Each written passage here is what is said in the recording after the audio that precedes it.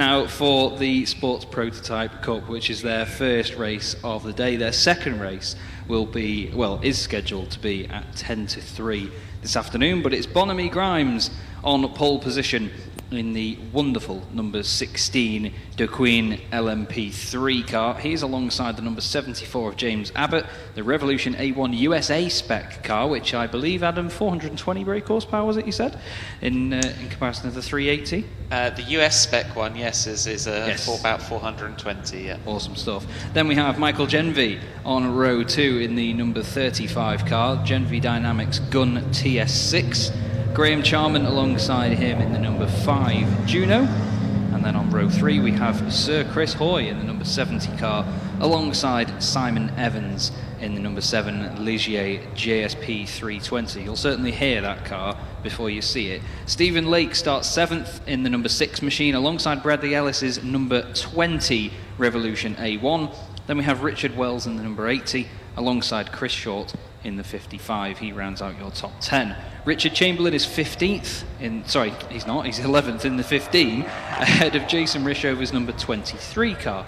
On row 7 of the grid we have number 44 Matt Brooks alongside Manhal Alas in the number 71 Revolution A1, and at the back of the grid in the MCR S2 from the Sports 2000 Championships it is Andy Chittenden in the 148 machine, the bright blue car. Do have to sadly say that Simon Evans is not there. We have 15 on the grid, but only 14 came past my commentary position. So I did the sensible thing and just looked out the window and realised it wasn't there. Sorry. Yes, rather than looking at the sheet of paper. No, that's a pitfall that happens to us all. So that does sadly mean we're down to just the one LMP3 car, that being the Grimes Molam Duqueine chassis. There was meant to be a couple of them as well, but there's just the one.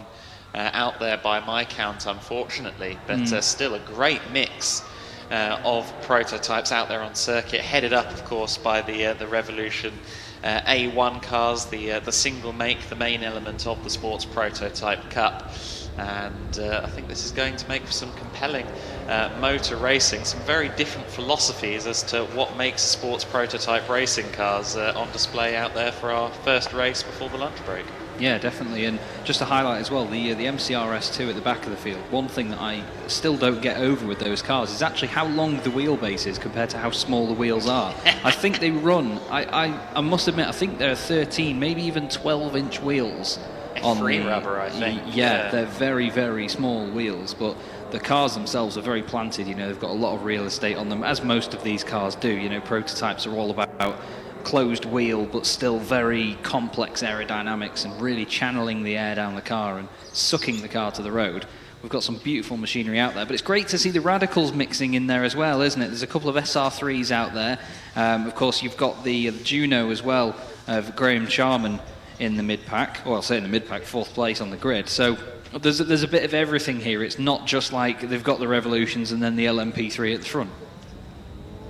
Absolutely, there's going to be all manner of shapes and sizes nipping at the heels of the Duqueine D08, the former Norma M30. With the second generation of LMP3 came a rebrand for that car, and the thunderous 5.5 litre V8 at the mid-rear of that car is certainly an auditory treat.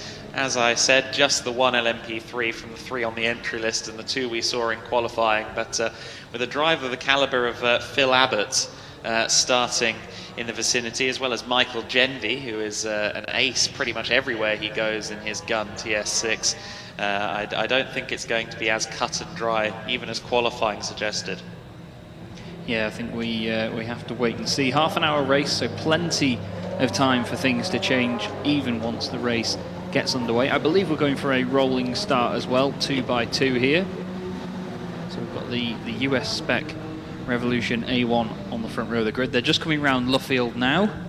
So the pace car is now just turning off to make its way into the pits. The field haven't really hung back too far there, but we've got all shapes and sizes of all colours ready for a start. They're creeping up to the line now. Still holding, they're still holding is the number 16 machine. The lights are on. And they're out, and the first race of the day here at Silverstone gets underway. We've got Revolutions 3 wide near the back of the pack already, but it is the Ligier that leads them into Copse. There's a little bit of argy-bargy further back with some of the Revolutions, 2 of them making contact as they come down to you, Adam. Yes, it is the LMP3 Duqueine in the lead of the race, but on the attack is the number 35 through into second place they go, so that puts Abbott down to third place in the first of the Revolutions. That is an open class Revolution rather than running in the Revolution class proper. Everyone through Maggots and Beckett's cleanly, and it is the Grimes Molam car driven by Bonamy Grimes for the time being that leads the way as they head down towards the back end of the circuit. Can just about still see them, and the challenge is coming. Genvy in the 35 is actually right on the heels of Bonamy Grimes as they head back kind of out of my view now. There is, I think, a little bit of smoke, maybe someone locked up heading towards pit entry there at the wing, coming back into my line of sight now for the first time, and we'll see just how close Genvy is to the back of Bonamy Grimes. Grimes has just managed to open up a few car lengths now, but the top 3 breaking away. The little Gunn TS6 looking rather undersized relative to Abbott's Revolution, and practically minuscule next to the full-blown LMP3 Duqueine chassis. The 16 car it is that leads. I'm sure you can hear it through my microphone there. There goes the 5.5 litre V8 as they come back into your line of sight, Chaz. Yeah, down they go into Brooklands now.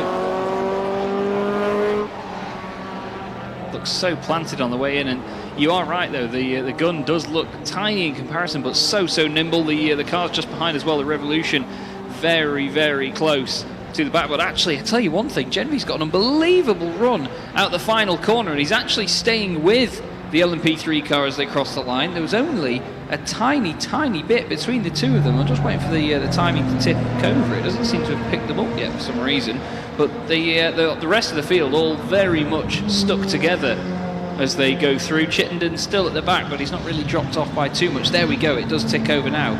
It was only 0.4 of a second across the line. Absolutely, that's great to see. Also up into 4th place overall there was Ellis in the number 20, so that's the first of the Revolution entries, and he's just ahead of Charman in the 5, so he's got not only a good couple of seconds between himself and the rest of the Revolution pack, but he's also got a car between them as well, so that's a good way to start on the first lap there. Some 4 seconds practically clear of the rest of the Revolution class, number 20 of Ellis. Yeah, doing a smashing job early on, and that's the thing as well, when you've got a longer race like this, kind of in the opposite way to what we mentioned before in qualifying, where you want to sort of put your intentions out there and give people no time to respond. You want to just try and break away early while the field is close together, because if anybody is fighting behind you, you can gain any advantage possible at that point, then you'll be absolutely winning. Now, Simon Evans in the number 7 obviously doesn't take to the race, but I've just seen, just trying to figure out who it is a little bit further down in the order. I think it might be Chamberlain in the number 15 machine, the red car, the CTR Developments car.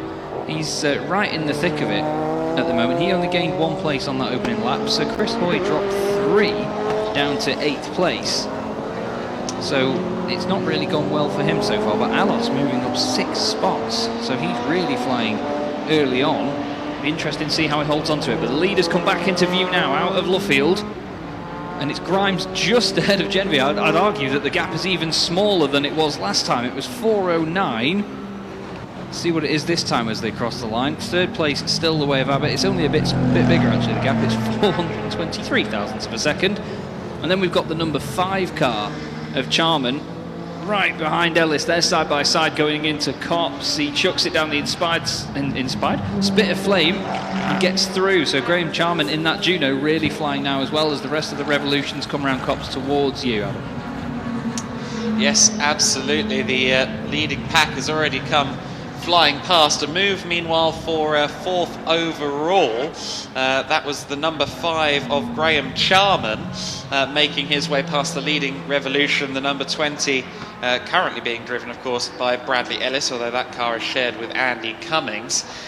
So down to 5th overall goes the leading Revolution, but still with a comfortable advantage over the rest of that field to the tune of well, almost 7 seconds. No such luxuries for Bon Grimes, though. We mentioned that that battle between the top two, Genvi there, right there in second place. I think that he's maybe dialed the Gunn TS6 up to 11 for this race. Maybe just saved a bit, put a bit in the back pocket for quali, and now it's right up there in amongst it. And a word must be said as well for Phil Abbott in third place. He is basically the man behind. Sorry to interrupt you, Adam. We've lost the LMP3. No, it's still running. I've not seen it go past through. I think I may have missed it then. Yes, it's just come past me. Yeah, it has. Lead, yes. Yeah, sorry, I think I was looking at the one of the white. There's another white car that looks very similar to the Gunn a bit further down. I think I may have caught them at the wrong time on the CCTV. Apologies, I thought it came through first, but now that gap has definitely opened up. That I can tell you that. I've got that bit right. Grimes is getting away from Genvi at this stage. Abbott isn't really out of the picture here. He's still holding on in third position in the very, very quick US spec Revolution in third place, but then Ellis, like Adam said a moment ago, quite a bit further back. Now it was Ellis that was a long way ahead of Charman that on that previous lap. Sorry, they've now swapped around obviously, so it was Charman that I'd picked up on, not the others. We've still got the number 15 machine of Chamberlain in the fight. He's just ahead of Alos this time, then Rishover, and then Hoy. Yes, so Richard Chamberlain in his self-developed CTR 01, using it to good effect here. Nice to see. I think effectively half of the open field is about on par with the Revolutions, and it's creating some interesting battles at the fringe ends of the top 10. I must also slap myself into shape and apologise. It's James Abbott in the 74, not Phil Abbott. I'm mixing my Abbotts there. That's a faux pas. But yeah, James, as I was just saying before, is essentially the man behind Revolution, or certainly one of the key men behind Revolution. So he knows. As long as you don't put Russ Abbott in the car. Yes, we're very that's happy. Okay. But he is one of the key men behind Revolution, and.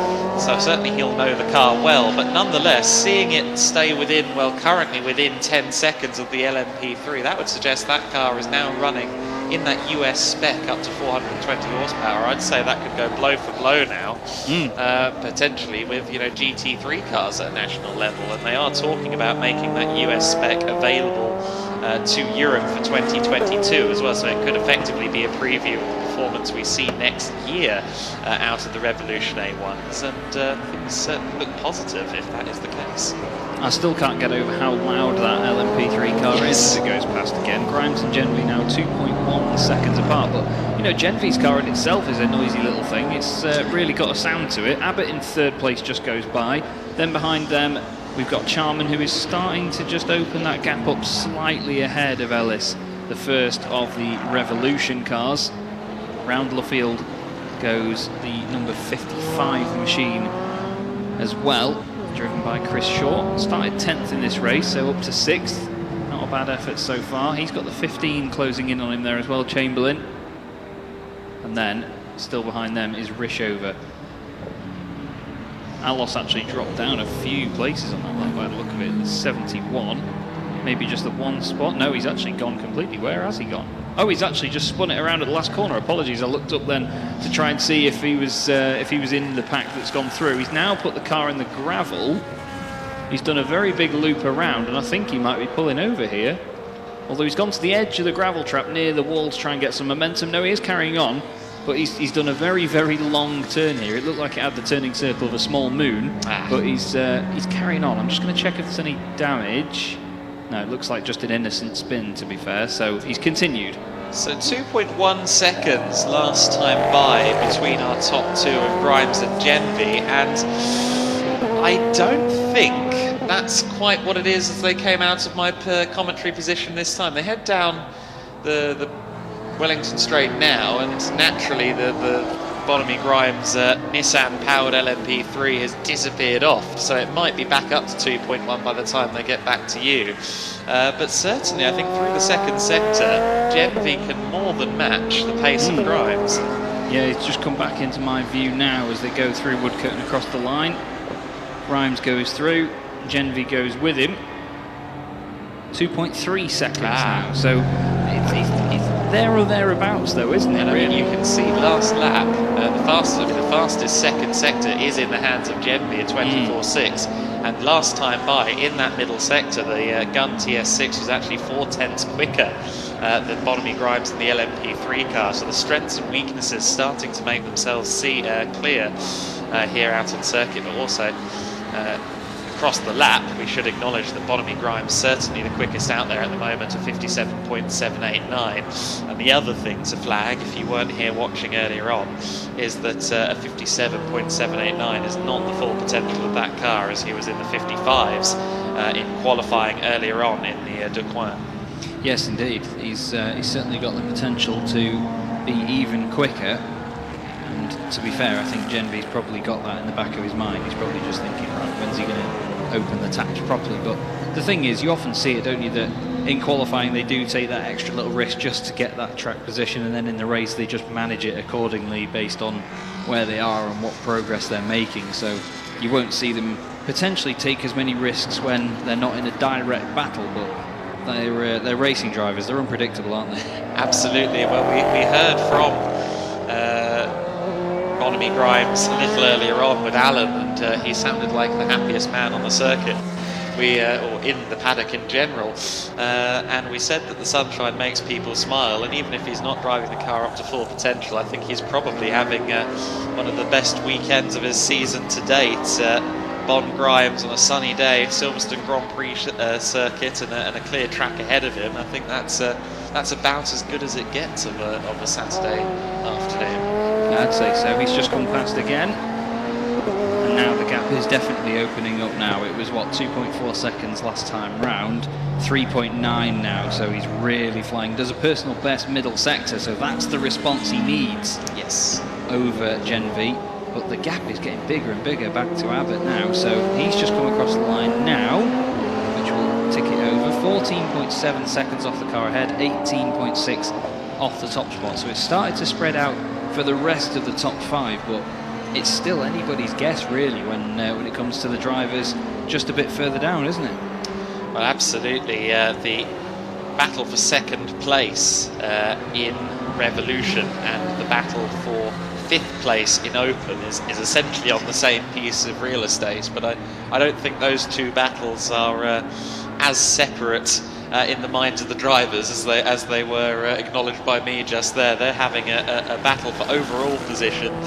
Categories put on the back burner for that one, and great to see again such a mix of cars out there on circuit. Chamberlain looks like he's made up a place on that lap. He has indeed. So the 15 of Chamberlain up to 6th overall. He's got past the 55 of Short, and of course that's the second place car in the Revolution category. So Richard Chamberlain making his way up the order nicely.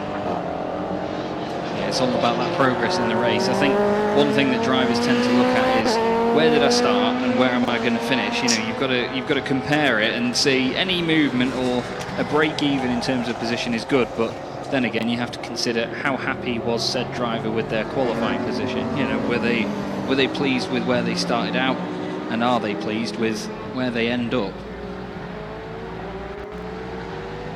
So we've got the race leader coming back past once again, then the number 16 car screaming its way past. I absolutely love that thing. We're not even at half race distance yet though, so plenty of time still for things to change. You never know, all it takes is one little failure, one little mistake, and any of these drivers can have what's a good race or a bad race. It can fortunes just differ a lot in motorsport, don't they? Yes, fortunes may vary. Yes. 5.7 seconds the gap then last time across the line between Grimes and Genvi, and then 15 back to Abbott, as you said. James Abbott falling just a little way away from the top two. I think it is that mid-pack there for about 6th down to 10th, 11th place, all sharing that same piece of real estate. Unfortunately, at the moment, they're all separated by 1 to 3 seconds, so it's not quite an on-track battle yet, but I think that before the end of the race, certainly the likes of Chris Hoy, who fell down the order a little in the early going, they're going to find their footing and maybe pick their way up through the top 10 before we see the checkered. Yeah, definitely. There's certainly drivers that can really turn their fortunes around. That's the thing. A lot of the time in these races, your fortunes are in your own hands. We've just had the number 44 across the line of Matt Brooks. He started 13th on the grid. He's up to 11th place at the moment, but some 1 minute 18 off the top spot. No real danger at the moment of being lapped by the LMP3, but I'd be very intrigued to see whether the number 16 car of Grimes actually laps anybody in this race, because while it is a long lap, he's obviously got a few seconds per lap over everyone else. Well, he's just lapped Alos in the 71. Oh, he has. Who, of It's course, just had come the into spin, view. so yes. Yeah, he's just come past him now, actually. I thought, oh, hang on, he's close to the back of him, but then it's like, no, Chaz, that's a red and yellow car, not a white one. So Grimes crosses the line again, and you've got to think, will the traffic have any effect? But with the pace difference, that's either a solid yes or a solid no, isn't it? Because it can have a massive difference in that the other car is slower and really holds him up somewhere, or it's that much slower that it's a breeze for him to get past. You never know which way that's going to go. No, there's often some, I suppose, discourse as to how you should behave as the back marker, as the driver doing the lapping. You're meant to stay on your line, but some people dive out and away at the last possible minute, and that is when incidents happen. Thankfully, it looks like everyone that Bonamy Grimes has caught up to so far has been abiding nicely. He's just gone past Chittenden to put him a lap down on the approach, or just down the hanger straight under the bridge. So that's another driver who sees the back end of the LMP3. I must say, the Sports 2000 cars, as excellent as they are, I imagine that thing with the sheer volume that comes out of the back of the LMP3, it must have shook for Mr. Chittenden as the 5.5 litre V8 came thundering past on the hanger straight there. That is a thunderous, sonorous machine if I've ever seen one. And as we mentioned, alluded to in qualifying, many chances to see LMP3 cars out, not many chances to hear them in race conditions this season in the UK. So certainly we should be savouring the presence of Bonamy Grimes and Johnny Molan, and crossing our fingers that Evans gets the number 7, the Ligier JSP 320, out for race 2. Yeah, definitely. I mean, out of all places to see the LMP3 car, probably one of the best places to see it is from another car as it overtakes you, really. I imagine it looks and sounds fantastic there, but it's just incredible to see that pace difference as he comes past my commentary box once again. The Sports 2000 cars are similar to GT3 cars in terms of lap time under the right hands, and you know, they're anywhere between 20,000 to 30,000 pounds. So bang for buck is the phrase that they often use in that championship, and as I do as well. It's just incredible to see how quick that LMP3 car really is. But again, the circuit may be playing to its advantages slightly. Genvi is now 9.2 seconds off the top spot, with Grimes still leading the way. Abbott is just crossing the line now in front of me in the number 74, and he is now 28 seconds off. So more traffic on the way for Grimes, it's safe to say. Yes, I think that's going to be the purveying theme of the last third of the race for Grimes, is anticipating the direction for where the cars are going to go. Of course, Bon Grimes and Johnny Molan, Red River Sport, along, I think, in tandem with AF Corsa, running in the World Endurance Championship last season in the GTE AM category. So Bon Grimes, as of late, has been the guy being lapped, and he's now getting used to being at the very sharp end of the field and forging the path through the traffic for the first time in a little while, although that's not necessarily true, because they have had some goes in Brick car in the 458 Challenge car this season as well, but he is readjusting to being the one forging his way through rather than letting others by. And there goes the 16 again, back out onto the Wellington Straight for the 10th time in the race. You can hear it. Yes, you can, I'm sure. It's fantastic. This is the one grid, and it is largely because of that car, where I can't have a window open in this commentary box for fear of A, being deafened, and B, not being heard.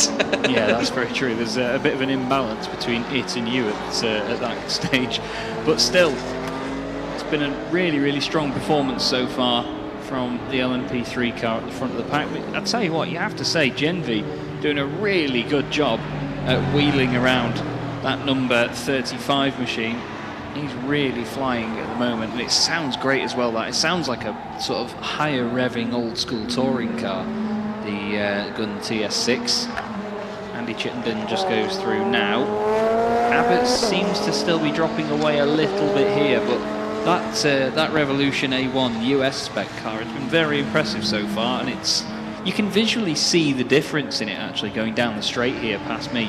You can just see that it's going quicker. You know, usually you pick up on the body language of a car, and it's not always that the more lively the body language of the car is, the quicker the car. But in that case, it just genuinely looks like it's got so much squirt out of the last corner. Well, I mean, 40 horsepower in a car that weight is probably, what, 60, 70, maybe even more in terms of brake horsepower per tonne that's now available to James Abbott. So I think it will definitely be noticeable, and I'm sure watching the performance, watching the lap times from James, the other Revolution A1 customers will be definitely lobbying for that to become the European spec in 22. That's not finalised, but it's certainly under consideration, and I think that's something that we'll see in 2022 if the customers have their way. Because that's certainly, I mean, look at the gap on quali pace. It was 6 seconds between Abbott and Sir Chris Hoy, and Sir Chris Hoy is definitely not 6 seconds a lap slower than James Abbott around the Silverstone Grand Prix circuit. So they found a chunk of performance there, largely thanks to Michael Genvy and his work on the exhaust and the throttle maps. So throttle bodies, I should say. So you know, he's kind of causing his own problem in terms of the car that is lurking behind him in third place, admittedly some way down the road from the Genvy Gunn TS6, but he's working closely with the Sports Prototype Cup organisers and Revolution themselves to improve the cars for future years. And you know, it's always good to see even a car such as that you know, you'd see it and you'd think, flipping heck, that's been well developed. You know, it's been purpose built for this. You'd often think that there can't be much more development from a car like that, but because of how sensitive the aero packages are on things like that, they can change very, very quickly. And speaking of the Gunns, you know, in the Sports 2000 Championship, they run Gunn TS11s with this very interesting sort of open wheel arch front end, where they don't have the same sort of flat plane front like the MCR S2, but they have a lot more airflow between the wheel arches and the bodywork. And they've had a massive update package over the winter, and that car, which wasn't as competitive as the MCRs, which most people drive in the Sports 2000 Championships, the Gunn has just come alive this year, and Tom Stoughton has won 3 of the 4 races to start this year, I believe. Sorry, 2 of the first 4 races. Josh Law and Michael Gibbons, last year's champion, have won 1 race apiece as well at Brands. But yeah, that Gunn TS11 has been an absolute star, and it's great to see the older TS6 really having its neck wrung here by Genvy. Ellis has got ahead of Charman, by the way, on that previous lap. The number 20 getting ahead of the number 5 in the Revolutions, so he's still going ahead, although actually I think Charman hasn't come back through yet. I think that may be why. So the number 5, yes, safety car is out. I'm just re-scoping he's on the apex. He's right on the apex actually of Club. I'll send you a picture of this, Adam, so you can see the exact thing, because it is parked on the curb. The rear wheels are off the ground, so it's beached. He's properly beached it, unfortunately, and cars are having to go around him, so he can't get going. That's an absolute nightmare. It doesn't look like the car's damaged. It looks like he's just potentially spun it, and it's gradually rolled back onto the curb, and because they've got the big red sausage curbs on the inside there, and these cars are so low to the ground, it's just lifted the rear end off the ground ever so slightly. Just out of interest, is the curb acting... is the curb acting as a fulcrum? Sorry, I do apologise to everybody. Inside jokes. Had to be an inside joke at some point. I love that. But yes, it comes from many years ago, and it was here at Silverstone, so it's appropriate that I tell the story. Yes. I described a car that was beached on a curb as being like a seesaw, and then the other commentator that I was working with corrected me and said, no, I think the curb is acting as a fulcrum. And then I replied, isn't that exactly what a seesaw is? So that's the story behind it. He's actually just gestured to the marshal, sort of, can we not push it? And he's now walking away, very annoyed, doing that thing where a driver looks back at the car hoping that it's miraculously recovered, but no, it's still very much parked there, so they're going to get a team out. So good call on the safety car, because it's not like he was off and out of the way and no one was going to go near it. It's right on the apex of one of the most difficult corners on the circuit, so it's not really, it sort of makes a chicane more interesting, you could say, for a driver, but not in the way that you'd want in the form of safety, let's say. No, Graham Charman, I mean, that's a driver that applies that Juno to any category that will take it, be it the Carlson Coombs Sports Series, and pretty much every club that has sports car racing on its itinerary has seen Graham Charman on the entry list at some point. It's unfortunate that his race has come to an early end here, but it's hopefully not in any need of repair at all, and he can be back out there for race 2. The critical thing, though, with 4 minutes and 18 to go, I know what you're going to say. Yes, is the fact that Michael Genvy is right under the rear wing of Bonamy Grimes. It's something different, sorry. It's something different, yes. However, I don't think we're going to get green flag running again in this race, sadly. We have 4 minutes to go. Charman's back in the car, by the way. Okay. He's back in the car. They're going to push it just so we can at least get going. But the number 7 LMP3 is on track. Is it? Okay. It should go past you any second. Okay, well, I did hear a big rumbly V8, and yes, it wasn't the Duqueine chassis. So yes, the Ligier is out there, which is great, because that means, yes, it's done 2 laps. So that means that hopefully they're giving it a little bit of a toe in the water now, systems check, and hopefully it can be up to full strength, and we can have an LMP3 battle come the second race of the day. Now, the second race of the day as well, the grid is formed by the second fastest times from qualifying as opposed to your race 1 results. I love that rule. Yes, so that means that hopefully he won't be right at the back of the grid. I imagine he'll be somewhere in the mid-pack, because he never really got to show the car's full potential in qualifying before it's practically expired. You described it in qualifying being on fire, and that was not an exaggeration. So didn't get the full pace out of the car, but nonetheless won't have to work his way through the entire field in race 2 should he be able to take part. Well, car comes past my position now, and thankfully, yes, does look like it's in full song. The engine is at full throat, but sadly the safety car is still out there, even though Graham Charman is also now back on the circuit, just coming through the loop now in full swing. But unfortunately, we are going to finish this race under safety car.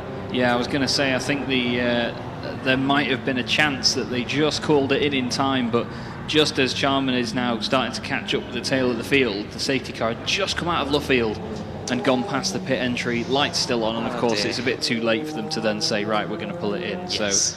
So there's your answer there. But yeah, great to see the number 7 back out. Gorgeous looking thing. He's just given it a bit of throttle here just to potentially accelerate, decelerate, get some heat in the brakes, and it just pops and bangs like mad.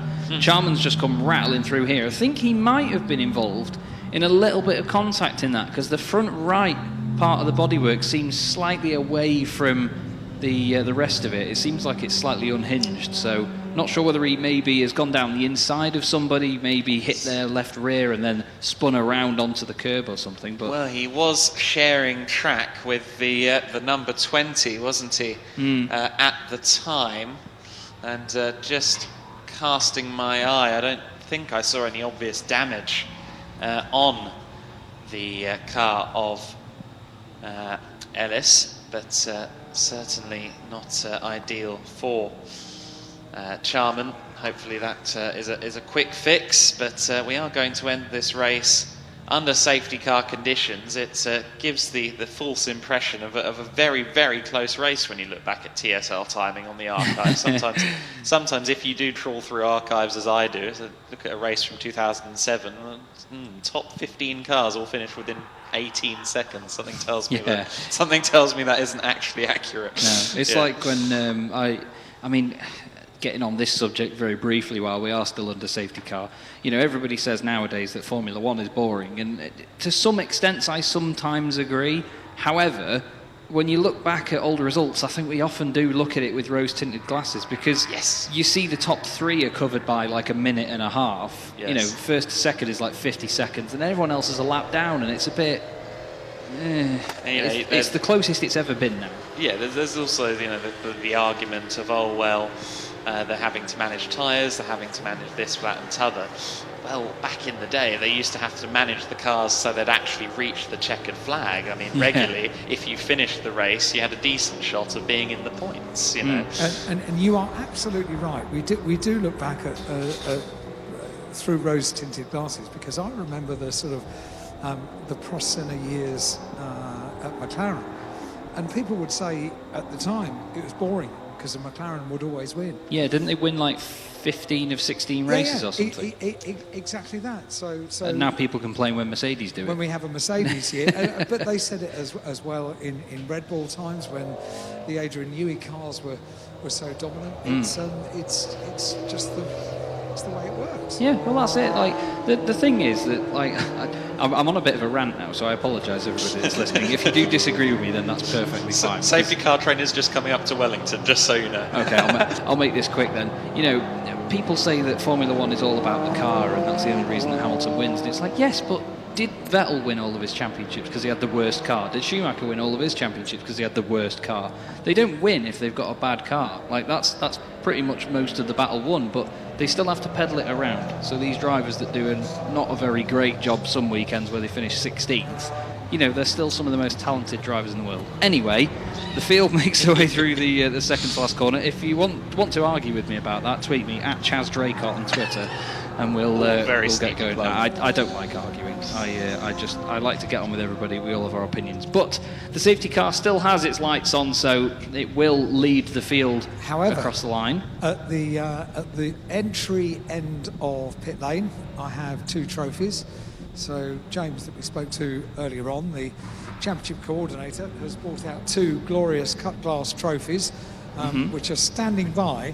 Also, the live stream team are standing by to do an interview. So, as we will have two class winners, we'll flip-flop our interviews, if you like. So, one for the live stream and one for me, and then we'll swap over, and they'll get trophy and Carver as well, which is standing by for our two class winners. That's what you want on a sunny day, isn't it? A bit of Carver.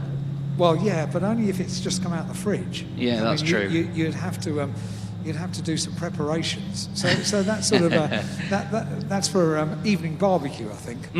Oh, I could go for afternoon in the fridge and then an evening barbecue. Oh yeah, definitely.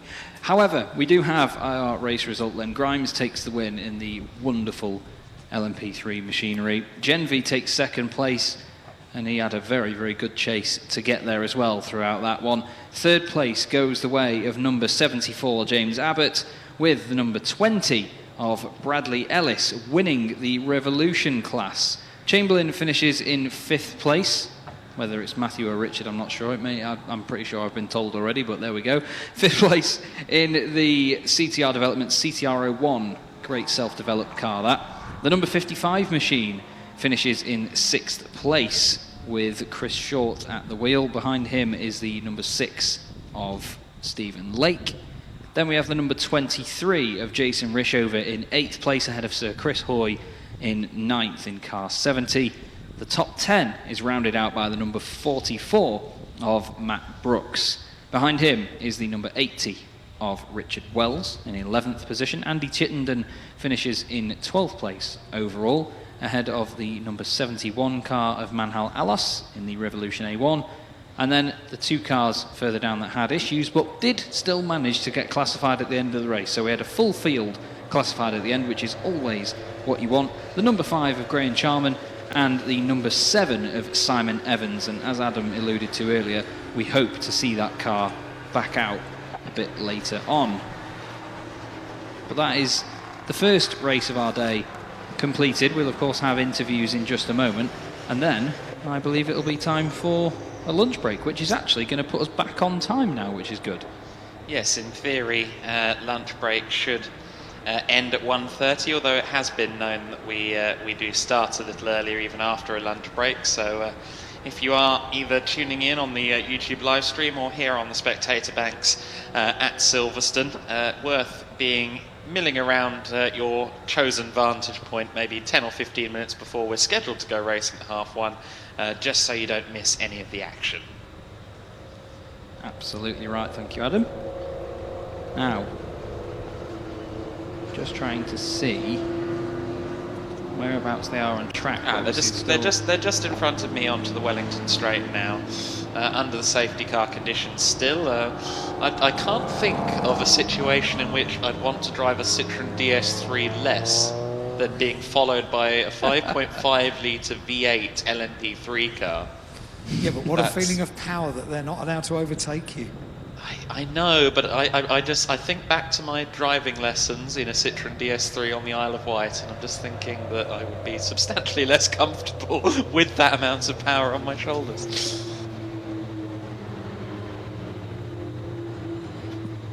Yeah, they've just come into my site now, actually, into the final corners.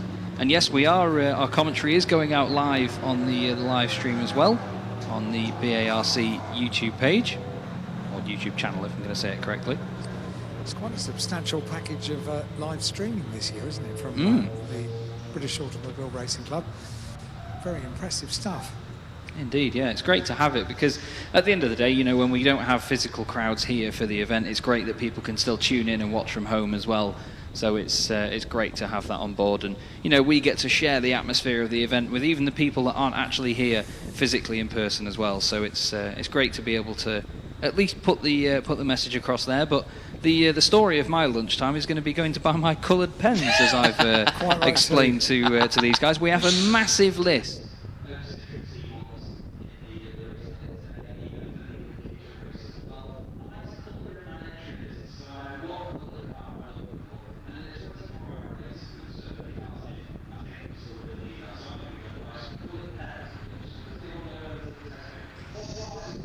And we've got Brady Ellis behind him as well in the Revolution class. Magnificent stuff. We've got James Bailey just going to hand him a little trophy as well. Let's just let him get out of the car first. James, it would take me a while to get out of that car, I think, with my knees. It was good. There he is. Did you want to hand a trophy in, and we'll see if we can grab a quick word with Bob. There he goes, look. All smiles down here. What a shame to finish under the safety car, wasn't it? However, he was pushed the whole way by Genvy, wasn't he? Mike Genvy was not going to let him get away. Here he goes. Bob, we spoke a little bit earlier, didn't we, in the paddock, and look, what a beautiful car to drive. And hey, the only thing is, though, Mike Genvy just wouldn't let you get away, would he? Yeah.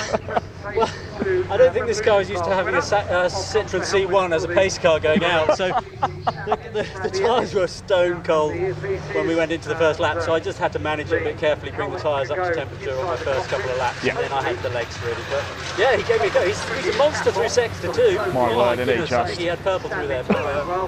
But yeah, once I got a rhythm going, it was fine, pretty easy. It's just shame about safety car, but never mind.